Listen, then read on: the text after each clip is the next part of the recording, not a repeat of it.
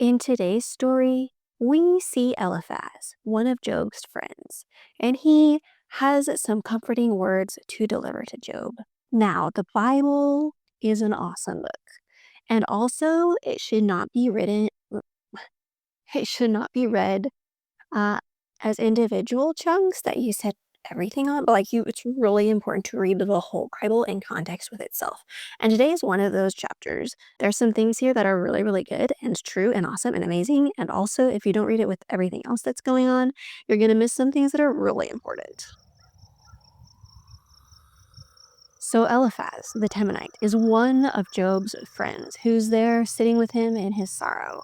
And he pipes up when he hears this from Job, and he says, "Would it be okay if I said something? You have been such a comfort, and you've been able to give such wisdom to other people who've been in trouble. And I just have something that I want to say to you. And please, hear me out. What you've been through is horrible. But shouldn't you be consoled and comforted because you are such a righteous man, Job? You see, I have seen this thing that is true in the world.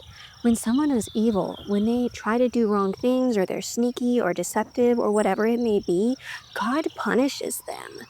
God brings about destruction in one way or another. These people, they're sowing in their wickedness and they're reaping wickedness back again. And this is something that God does. He opens his mouth and he destroys evil with his breath. Even the fierce lions, they cannot stand before God. They will go around starving and famished if it is the Lord's will to discipline them. You see, one time I was sleeping and I had this dream. It was kind of an unsettling dream, and I was kind of tossing and turning. This shape came by my bed while I was sleeping, and I couldn't quite see what it was, and it was very dark, and it stood there by my side. It spoke to me and it said, "How can a man be righteous? You humans who are so small, even the angels are accused of wrongdoing. Did you know that? And they're punished, eternally punished, painfully punished, in agony for choosing to go against God. And do you think that you, as a human in your small little house of clay, can escape the wrath of God?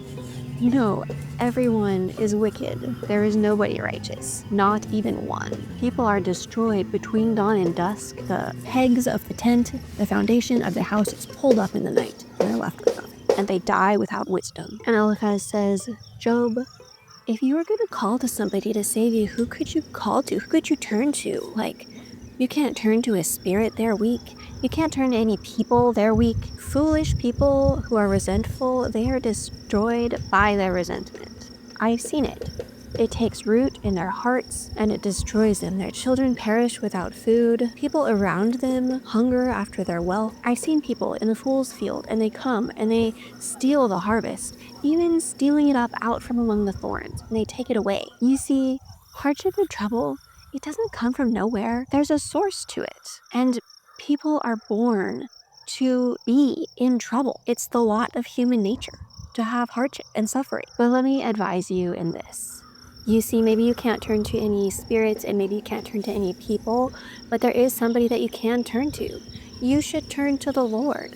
The Lord is the one who does miracles and wonders. The Lord is the one who brings rain on the harvest. And the Lord is the one who brings the sun in the sky. He is the one who does all of these things, and he has the power to help you, Job. He is the one who brings about justice. He brings down the haughty, and he lifts up the lowly and the meek. And he is the one who sees people being crafty and sneaky, and he thwarts all of their evil plans. He is the one that you can turn to, Job. He saves the people who are needy, and he rescues them from the clutches of the powerful. He is the one who brings hope to the people who are suffering injustice. But you see, God is the one who protects you. He is the one who can provide for you and rescue you. God does punish. That's true. But blessed is the person that God punishes, because he's with them and for them and engaging in their lives, and he cares that they become a better person. Don't despise these things that God has brought on you, because God does wound and he does punish us, but he's also the one who heals us and brings us to fullness of life. He will rescue you from so many things. He'll protect you from cruel words that people have to say to you. He'll protect you from the sword of your enemy.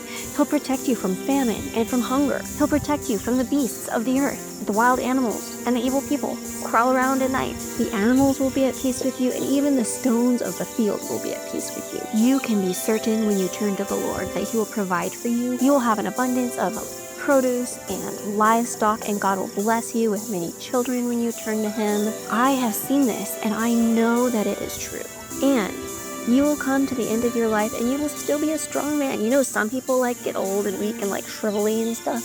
But if you follow the Lord and fear Him, He will keep you strong until the day of your death.